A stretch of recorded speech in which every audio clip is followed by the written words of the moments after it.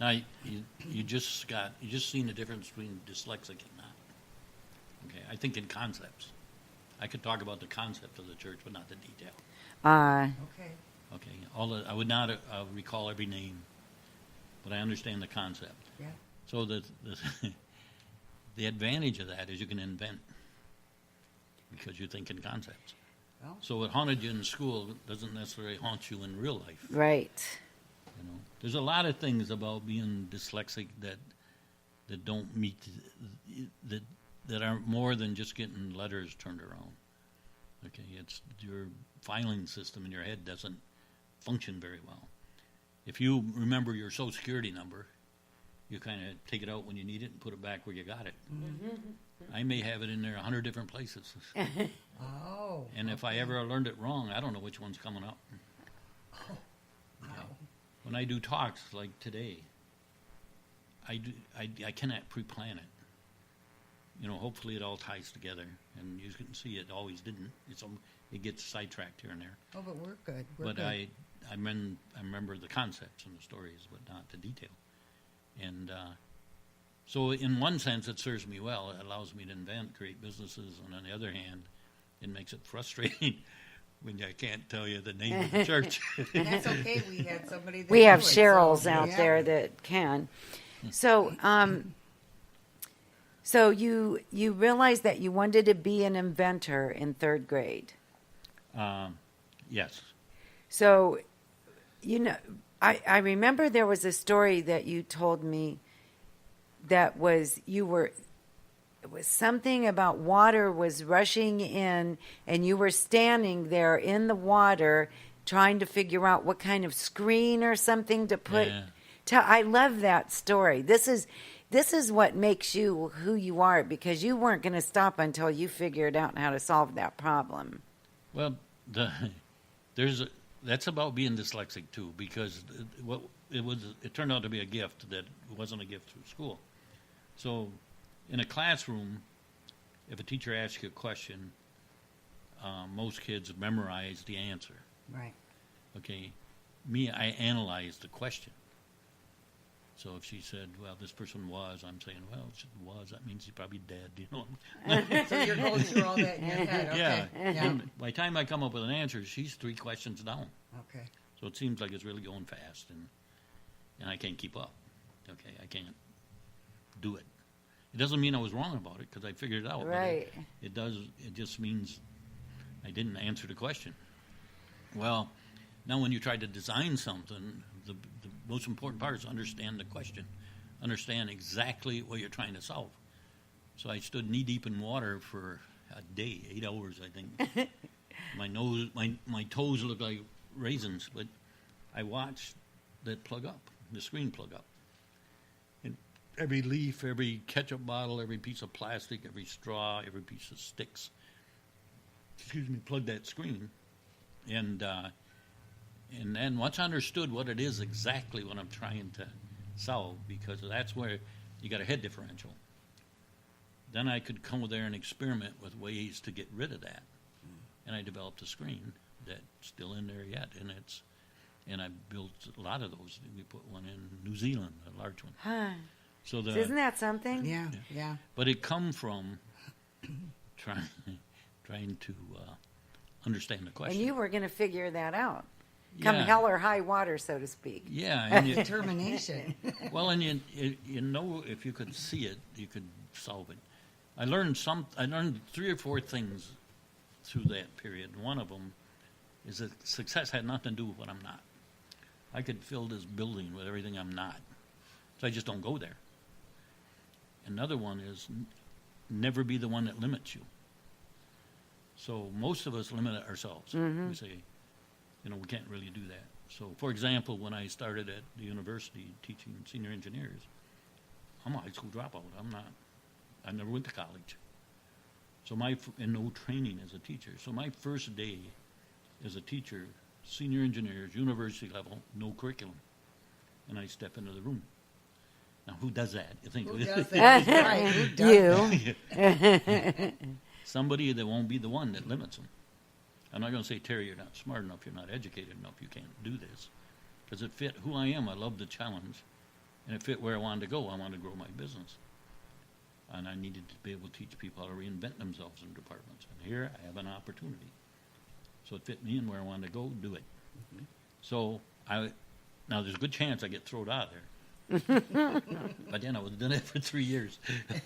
And the curriculum started to show itself. Because another thing I learned, the how-to will show itself. And do you ever have a problem you didn't solve? I didn't say fix, but a problem you never solved, or a problem that you couldn't solve. Every problem you had in your life, you solved. You did. Okay? Good, bad, or Because indifferent. all I'm willing to do is give me the problem. Yeah. And I understand that how to do it, if you have the time, will show itself. And it was just a matter if they would give me the time, which they did. So I don't want to be the one that limits me, and I understand how to will show itself. So not all problems can be fixed. You know, if your mate or your husband or child get mentally ill and running her head into the wall, you can solve that. You get him in an institute where he has a care. A take helmet. care. But you get a helmet. Helmet. But you can't fix it. Yeah. But you can solve it. So I understand that. So I'm willing to allow myself to have the problem, and I can take the beating if I get thrown out. You know, it's not going to feel good. It's going to hurt, but I can handle that. I know I can because I had enough failures that I know I'll survive that. You know, so those three things: to believe that it's not about what I'm not. Okay, run with what you got. Never be the one to limit you. You'd be amazed how little in this world limits you. My life isn't realistic. There's no reason I should be a speaker in Ghana. Okay, at a university. There's just none. There's none I should be teaching at a university. None this class should last for 16 years. And I've had 3 or 4, maybe 6 professors from the university take this class from all walks of life, 17-year-olds. If you look at, you'd say, my doctor is a good friend of mine. He says, I am realistic. And I says, I don't know what that means. I don't know what realistic is. Because it's a process of eliminating yourself when you plan to be realistic. Now, most people do not carry this to the extremes that I do, which is probably a good idea.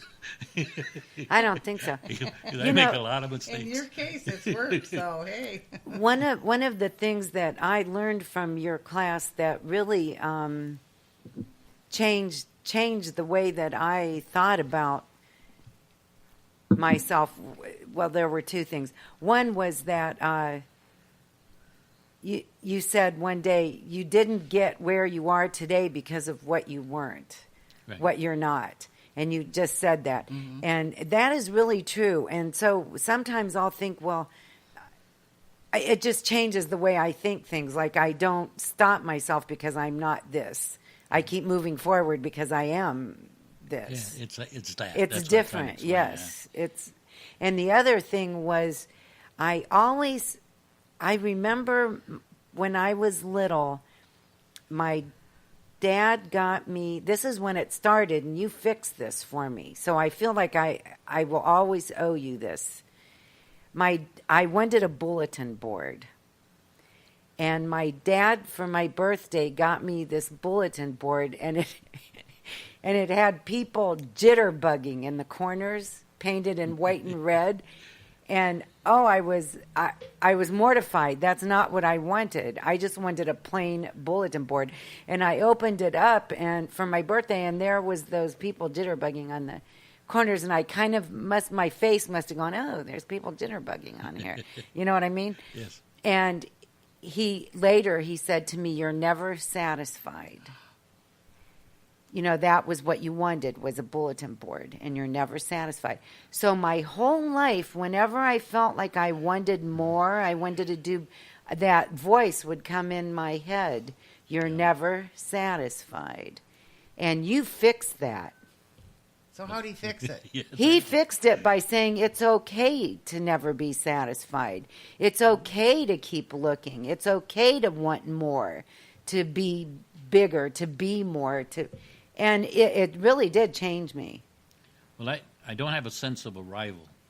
Right, there is no sense of arrival. No, I have none at all. I'm sure when I die, I'll be saying, I just got started. Yeah. You know, so- but And it's okay. And it's okay to yeah, be it's like okay. that. And I think it's part of our human experience here, is to always want to learn more and progress more and make more money or do more things in the community. But we're always never content exactly where But we and are it now. doesn't mean that you can't be grateful for what you have or love what you have. It just means that you want to better yourself. You want to better the community. You want to make a bigger impact. Well, gratitude takes you a long way. Yes. Because it's hard to be upset when you are grateful. Right. It's hard to feel sorry for yourself when you're grateful. So it's whenever you can do that, it changes your whole being. But it's hard to keep track of that. It's hard to be always grateful. But I'm working on it. I'll probably say that on my deathbed too. Maybe you need to come to our grateful class. You have a grateful class. Yes. Tell me about that. I don't Well, know about that. well, there are several things that you can do. We have a grateful journaling class. That probably wouldn't be the best thing for you, but you. No offense, but you could also do like a grateful jar. Beth, remember Beth Bryce? Oh yeah, I like Beth. She does a grateful jar, and she just writes down one thing every day that she was grateful for. And it could be as simple as the sunrise. Yeah. You could take pictures and have a grateful file on your phone. What I didn't know about her is she wrote down everything I said. Everything. And give it to me. A whole list. Of She every came, yes. It was amazing, yes. Then she was very interested in what you were saying, comment. right? She was I in hope the so, class, because yes. she wrote it down. Yeah. She didn't use it against me, so she must have been okay. Bonus. After we took your class, she was a guest on the show, and we talked about you. Oh, okay. And it was all good things, and we talked about all the things that you said and all the things that we learned from you.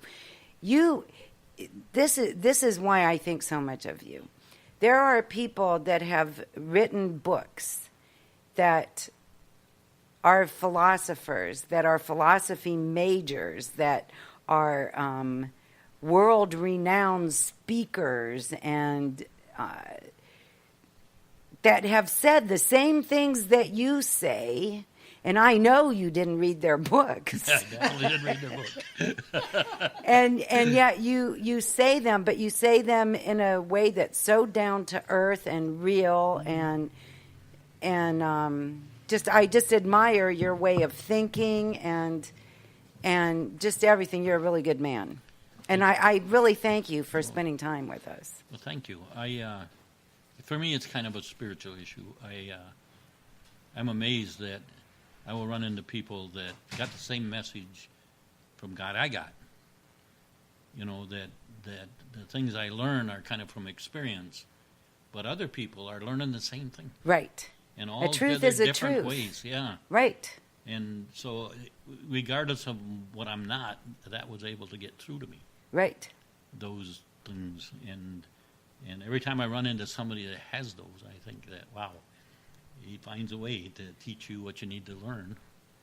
And so to me, I credited that. I think that it's, I have a faith, and I guess I could sum that up real quick. If you say you trust God, what does that look like? How does that work? Or you have faith, what does that look like? And for me, what it looks like is I wait for clarity. Whatever I do, whenever I see an opportunity, I wait for clarity. I'm kind of the author of confusion and muddle, and I wait for clarity. And for me, it's my guidance. It comes in clear. I can screw that up, but I'm in good company, so it works out. But so that's my act of faith. I will just do it. Mm-hmm. My trust is I don't ask for two steps. I don't own the future. Mm-hmm. I can dream about it, but I don't own it. I don't even know if I'm going to have one. But I let that go. So I don't say if I do this, this and this and this will happen. Just Right. clear to do this and do it, and whatever the next step will come, it will be clear and you Right. do it. So I don't know what it is to be out of the box or to be out of your comfort zone, because it's clear to me. so it doesn't